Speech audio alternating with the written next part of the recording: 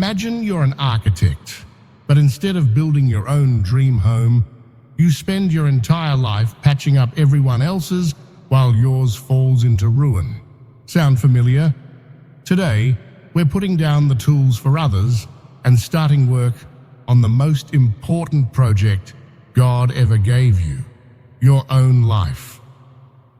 You've spent so much of your life pouring into people who didn't even have the capacity to receive what you were giving, trying to fix them, trying to heal them, trying to convince them to see your worth. But let me tell you something. You are not called to be their savior. That role is already taken. You're not here to fix everyone else's wounds while ignoring your own bleeding. You're not meant to carry everybody else's baggage while yours goes unpacked. God didn't put you on this earth to be a shadow in someone else's story. You are the project. You are the one that needs attention. You are the one that needs grace. You are the one that needs healing. And the moment you realize that, the moment you stop outsourcing your value to other people, that's when your transformation begins. You see, too many of us are addicted to distraction. We scroll, we chase, we compare, we cry out to be seen, hoping someone out there will validate what's already been placed inside us by God. But what if I told you the validation you're desperate for won't come from them? That it's already written in the fingerprints that formed you? You're not missing value. You're just misplacing your focus. And that's what the enemy wants. He wants you busy with the wrong people. He wants you fixing for folks who don't want to change. So you stay stuck. So you stay exhausted. So you stay bitter. But when you start focusing on yourself, truly focusing, something shifts. Your eyes open. Your spirit awakens. You begin to realize that peace isn't out there. It's in here, right inside of you. You've got dreams that have been sitting on the shelf for years because you've been too busy living someone else's life, too busy explaining yourself, too busy waiting for permission. But I'm here to tell you, you don't need permission to become who you were created to be. God already gave you the green light.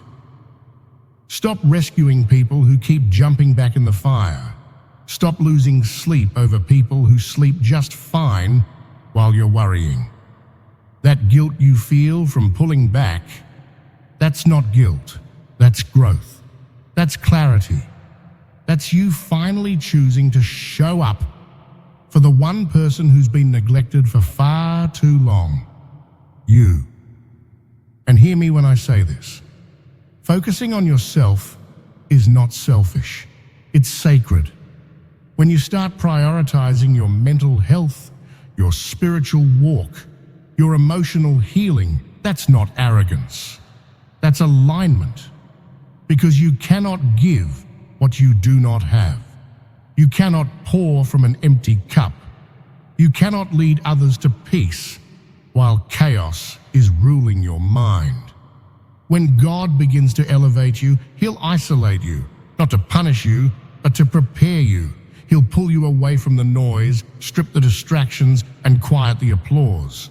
Because He knows that transformation doesn't happen in the spotlight. It happens in the secret place. It happens when the lights are off, when it's just you, Him, and the mirror. And I know it's uncomfortable. It's lonely sometimes, because when you start focusing on yourself, you start seeing things differently. You notice who's been draining your spirit. You recognize what's been holding you back.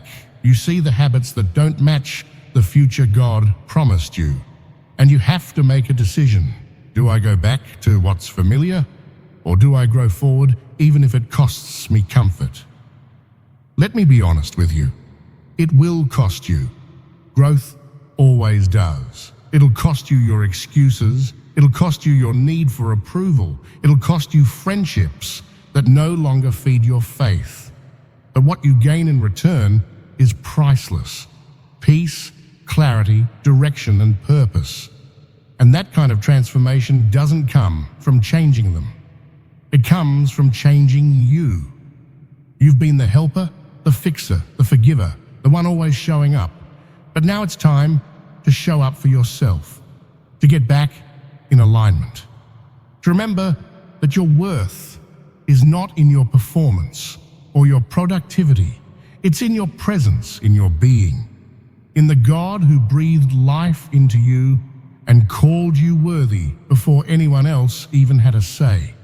So step back, breathe, recenter, look in the mirror and say, this time, it's about me, my growth, my healing, my peace. Because when you finally give yourself that permission, when you focus solely on yourself with intention and grace, watch what happens. Your life will transform. Some of us can't hear God because there's too much noise in our lives. Too many opinions, too many distractions, too many people telling us who we ought to be and what we ought to do. And if you're not careful, you'll start living a life that looks good to others but feels completely empty to you. You'll trade your peace for popularity, your purpose for approval. Let me tell you something that might set you free. Not everyone deserves access to your spirit. Not everyone who claps for you is for you. Not everyone who walks with you is walking in the same direction. And until you learn how to eliminate the noise, you'll keep running in circles, exhausted, distracted, and disappointed. God doesn't speak through chaos. He speaks through clarity.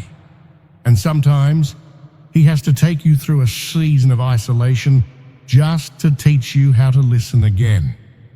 You've been so tuned into the world's volume that you've forgotten what God's whisper sounds like. You've been waiting for applause, but what you really need is alignment.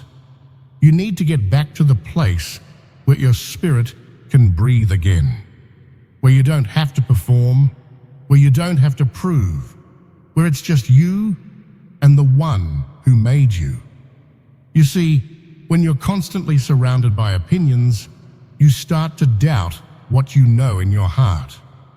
You'll second-guess your calling. You'll water down your gift. You'll silence your voice to make others comfortable. Before long, you won't even recognize the person in the mirror. You were not created to be a reflection of other people's expectations. You were created to be a reflection of God's image. Sometimes you've got to pull back, not because you're bitter, but because you're better when you're not being drained. You've got to stop explaining your peace to people who thrive in chaos. Stop inviting people into your process who were never meant to understand your purpose. There are some places God is taking you where certain people simply cannot go. And that's not rejection, that's protection. When you start eliminating the noise, you start seeing clearly. You realize how much time you've spent trying to be understood when what you really needed was to be still. You recognize the difference between people who celebrate you and people who tolerate you. You stop chasing connection and start cultivating purpose.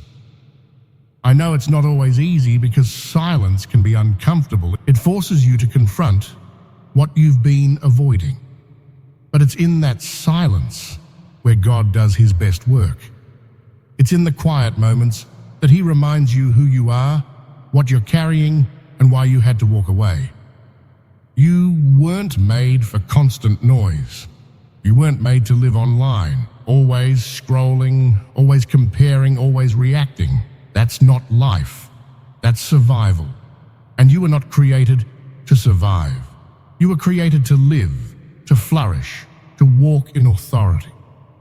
There comes a moment when you have to unplug from what everyone else is doing and ask yourself, what is God calling me to do? A moment when you stop chasing trends and start chasing truth. A moment when you stop trying to be seen and start trying to be faithful. Because faithfulness will take you places fame never could. Some of you are wondering why you feel stuck, why you feel confused, why your prayers seem to be hitting the ceiling. Could it be that God is trying to get your attention, but you've got too many tabs open in your spirit? Too many voices, too many opinions, too much noise. And God is whispering, "Come away with me. Turn it all off. Let me speak to you again." It's time to create space for stillness.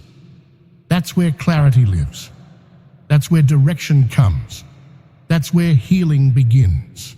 You don't need another voice in your ear. You need to hear the voice that formed you. So shut the door, mute the distractions, silence the noise. Protect your peace like your life depends on it, because it does. When you eliminate the noise, you make room for the supernatural. You make room for the transformation that only God can bring. And when you do, you'll look around and realize that everything you needed wasn't in them. It was always in Him. There's a lesson that many of us struggle to learn, a lesson about discipline and how it shapes the course of our lives. You see, wishing and hoping won't change a thing. Praying alone isn't enough if you don't show up and do the work God calls you to do. Transformation requires more than desire. It demands discipline. It requires commitment. When the world is shouting for your attention, when your body is tired, when your heart is heavy, you cannot expect your life to change just because you want it to. Change comes when you make a decision to be consistent. The true test of your character is what you do when the crowd goes silent, when no one's applauding, when the spotlight is off. That's when the real work happens. The world will tempt you with shortcuts and excuses. It will try to convince you that your dreams are too big, that you should just settle. But God calls you higher. He calls you to a standard of excellence, not to punish you, but because He knows the greatness inside you. Discipline is the bridge that connects where you are to where God wants you to be. Think about the farmer. He doesn't plant a seed and come back the next day expecting a harvest. No, he works the soil. He waters the seeds. He pulls the weeds. He tends the land day after day. And only then does he reap the harvest. Your life is like that field. You've got to be faithful in the little things, consistent in your efforts. Too many people want the harvest without the hard work. They want the promotion without the preparation, but you cannot skip the process. You cannot bypass the discipline. Without it, the harvest will be sparse and short-lived. Discipline isn't about punishment. It's about freedom. The freedom to live the life God intended for you without being enslaved to your impulses or the opinions of others. When you discipline yourself to rise early, to study the Word, to focus on your goals, you're building a foundation that cannot be shaken. Hear me clearly. Consistency is not glamorous. It's not flashy. It doesn't make headlines, but it makes history in your life. The small decisions you make every day, choosing faith over fear, perseverance over quitting, these are the choices that determine your destiny. Remember, even Jesus showed us the power of discipline. He went away to pray when the crowds were pressing in. He stayed focused on His mission despite opposition. If He needed discipline, how much more do we? The enemy will try to steal your discipline. He will whisper lies, telling you that you're too tired, too weak, too unqualified.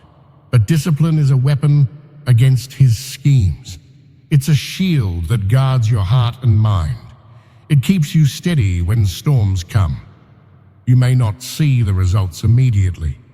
You may feel like you're running a race with no finish line in sight, but keep running, keep showing up, because every step you take in discipline is a step closer to your breakthrough. Every sacrifice is planting seeds for a future harvest. God honors the faithful even when no one else does. There is power in consistency. It builds momentum. It creates habits that shape your identity. Your life transforms not overnight, but over time, in the quiet, steady progress of daily commitment. So when you feel like giving up, remember why you started. Remember that your dreams are worth the fight, and that your future depends on the discipline you practice today. Stand firm. Be consistent.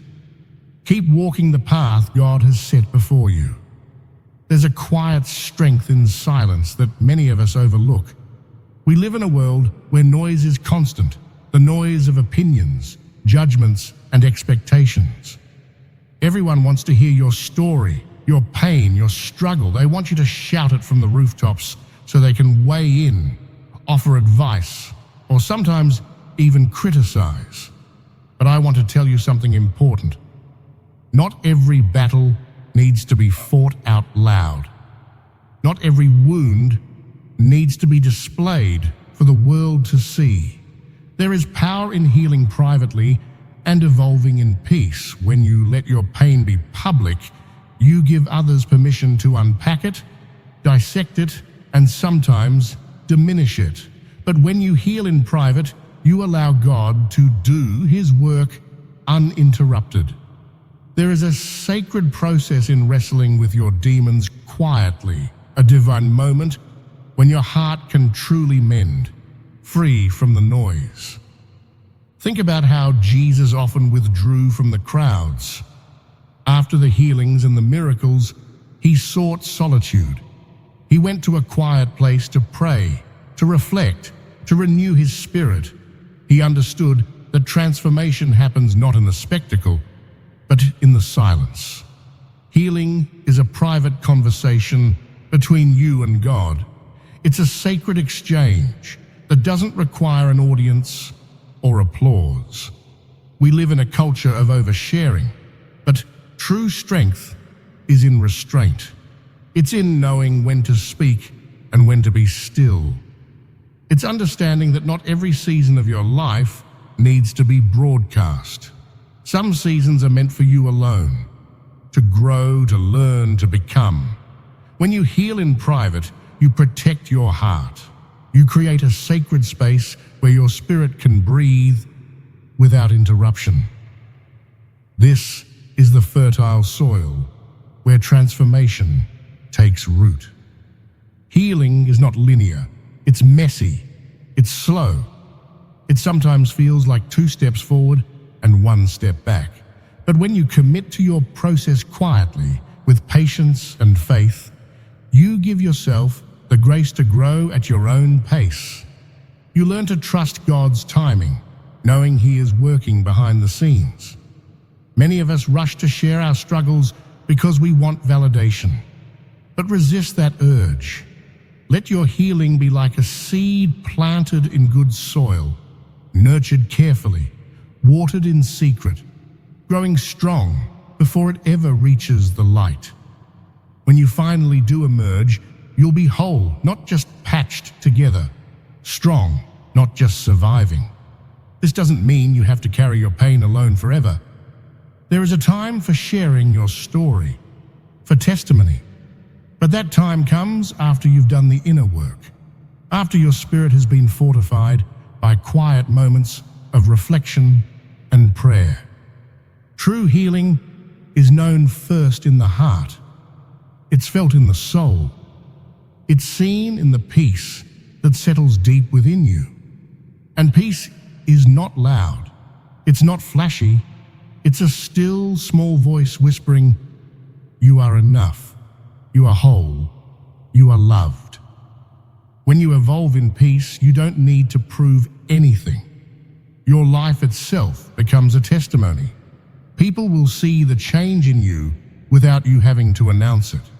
Your presence, your calm, will speak volumes. And there's freedom in that.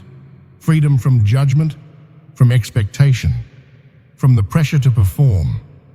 The silence you're embracing now is not emptiness. It's fullness. It's the space where God is writing your next chapter. So hold your peace sacred. Guard it fiercely. Let your healing be a private work of God's grace.